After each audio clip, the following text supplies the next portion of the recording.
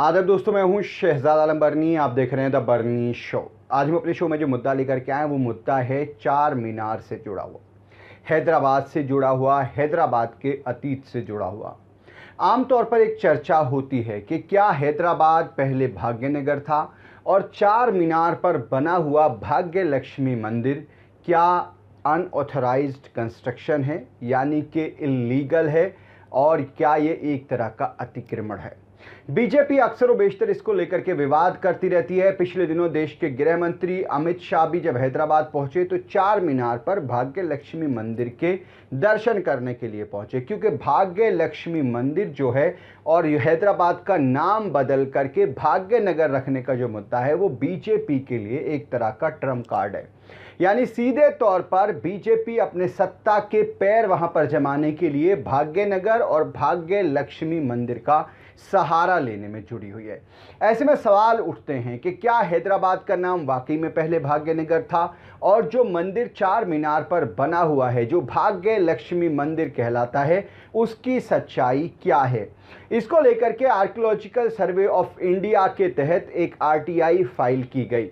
Robin नाम के एक आरटीआई एक्टिविस्ट ने ये आरटीआई डाली थी, जिसमें एएसआई यानी कि भारतीय पुरातत्व विभाग, जिसके अधीन चार मीनार आता है, उसके संबंध में सवाल पूछे गए। रॉबिन ने अपनी आरटीआई में 7 अहम सवाल पूछे। उन 7 सवालों पर हम चर्चा करेंगे। क्या थे वो 7 सवाल? पहला सवाल, क्या हैदराबाद कभी भाग्यनगर हुआ करता था? दूसरा सवाल कि अगर हैदराबाद जो है कभी भाग्यनगर था तो किस सन में था, यानी किस ईयर में ये भाग्यनगर होता था, उसकी डिटेल दी जाए। क्या उसका कोई ऐतिहासिक सबूत जैसे कि सिक्के, मिनिएचर या इंस्क्रिप्शन कोई चीज़ हो तो वो भी दी जाए। ये तीसरा सवाल था। चौथा सवाल था कि क्या एएसआई के पास सरदार पटेल के द्वारा हैदराबाद का नाम बदले जाने का कोई रिकॉर्ड है। यानी आज़ादी के बाद जब सरदार पटेल गृह मंत्री बने तो ये चर्चाएं की जाती हैं कि उन्होंने हैदराबाद का नाम बदला था, यानी भाग्यनगर का नाम बदल के हैदराबाद कर दिया था। पांचवा सवाल है कि चार मीनार पर बना भाग्य लक्ष्मी मंदिर का निर्माण कब हुआ था। ये सबसे अहम सवाल है कि वो कब बनाया गया था। छठा सवाल था कि क्या एएसआई के पास कोई रिकॉर्ड है कि चार मीनार की जगह पर ही भाग्य लक्ष्मी मंदिर हुआ करता था। और सातवां सवाल है कि क्या कोई मस्जिद किसी हिंदू स्थल को तोड़ करके बनाई गई है।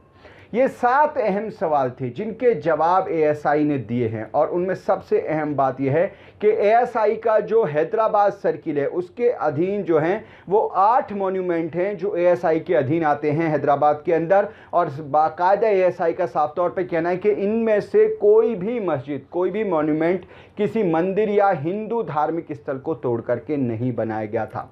अब सवाल ये उठता है कि चार मीनार कब का है। चार मीनार बेसिकली जो कुतुब शाही डायनेस्टी थी 1518 से लेकर के और 1687 तक, 1687 में कुतुब शाही डायनेस्टी खत्म हुई थी और मुगलों का राज हो गया था हैदराबाद पर। उस जमाने में गोलकोंडा हुआ करता था।